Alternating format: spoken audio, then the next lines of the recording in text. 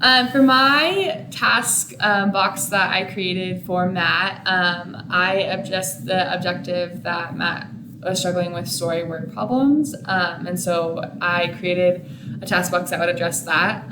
The objective that I kind of wrote was that in order for Matt to be able to work on his story problem solving skills, that he'll be able to identify the type of problem that he's being asked to solve and then solve that problem by understanding that.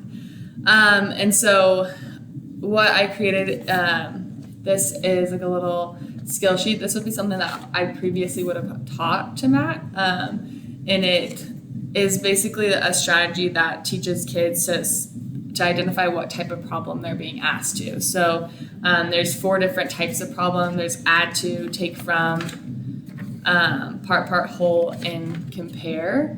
And so we would spend days, either whole class or just during intervention time, whichever worked better for Matt, going through and learning these and spending time on it. And then this would be the independent practice that he could work on it, either with like a para or with me if I felt like he needed more support.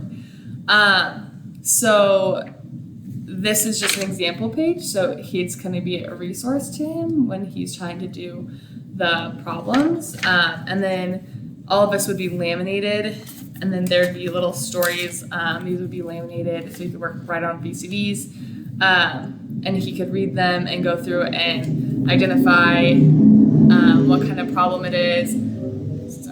Draw a picture, write the equation, and then write the answer in a complete sentence. And so this would just be practice for him to kind of start understanding it, like labeling what kind of problem it is. So we're going to go through one of the problems and kind of see how it works with my student Matt. So the problem we have is Jane has 28 brown sheets of drawing paper, 27 yellow sheets of drawing paper, 14 sheets of white drawing paper, and a box with 36 pencil crayons. How many pieces of drawing paper does she have? The first question asks, like, which type of problem is it? So which type of problem do you think it would be? I think it would be add to. Yeah, I do too.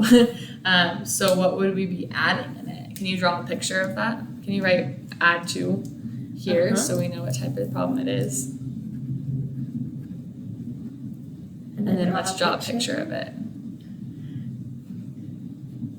Can I put a number in there? Or do I you can just put a number. 28, 27 yellow, and how many sheets have 14?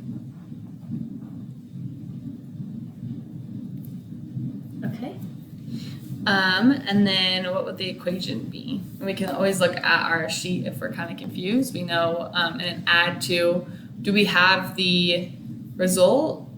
Or do we have like the end number, or do we need to find the end number? We need to find the end So that would be a add to result unknown. So that means that we would have our numbers, and then this would be our equation. So our numbers plus the answer. So 28 plus 27 plus 14 would be the equation. Equals, and we don't know yet. And then go ahead and solve that problem. Some high math.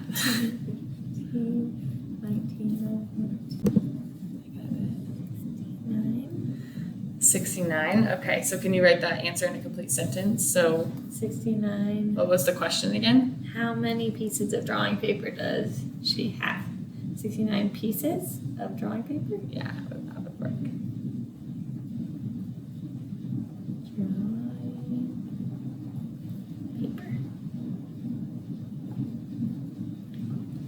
Great. So that would be kind of the task box. He would have all these papers that he could go through, and then like as he was kind of starting to get it, I would just change out these problems and make me be a little harder. So yeah, that would be the task box I'd create.